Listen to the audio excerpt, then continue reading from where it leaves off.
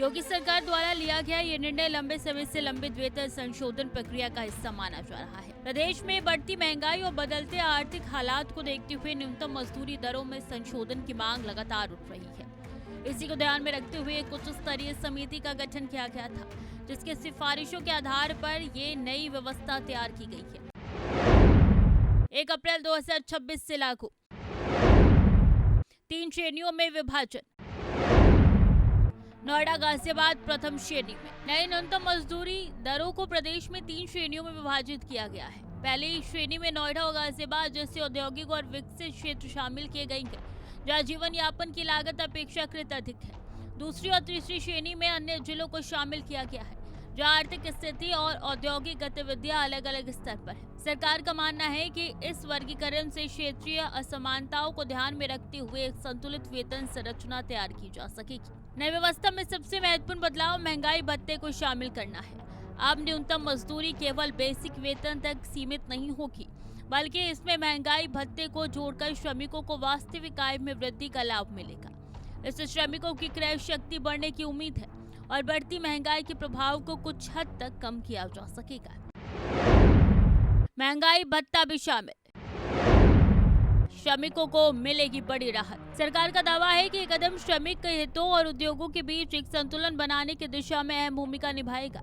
एक और श्रमिकों की आय में बढ़ोतरी होगी, वहीं दूसरी ओर उद्योगों पर अचानक आर्थिक दबाव ना पड़े, इसका भी ध्यान रखा गया है। सरकार का ये भी कहना है कि औद्योगिक शांति बनाए रखने और रोजगार के अवसरों को स्थिर रखना इस नीति का मुख्य उद्देश्य है। नई न्यूनतम मजदूरी दरों को लागू करने के साथ ही सरकार ने सख्त चेतावनी भी दी है। किसी भी तरीके की अनियमितता, मजदूरी में गड़बड़ी या तय दरों से कम भुगतान पर कठोर कार्रवाई की जाएगी।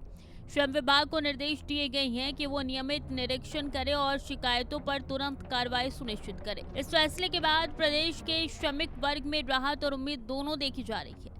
लंबे समय से वेतन वृद्धि की मांग कर रहे श्रमिकों का मानना है कि यह निर्णय उनकी आर्थिक स्थिति को बेहतर बनाने में मदद करेगा।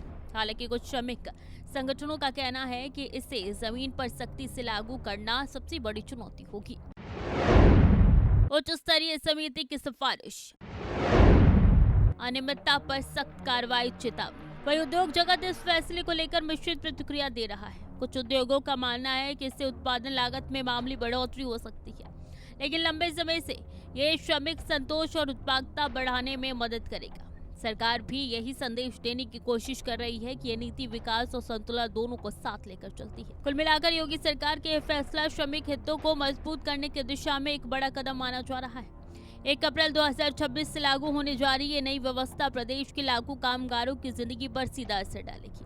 अब देखना होगा कि जमीन पर इसका क्रियान्वयन कितना प्रभावी होता है और क्या ये वास्तव में श्रमिकों और उद्योगों के बीच संतुलन बनाने में सफल हो पाता है। तो ये था योगी सरकार का बड़ा फैसला, जिसने न्यूनतम मजदूरी दरों में बड़ा बदलाव कर दिया। श्रमिकों को राहत जरूर मिली है, लेकिन असली परीक्षा इसके क्रियान्वयन की होगी। हम नजर बनाए रखेंगे इस पूरे फैसले के असर पर।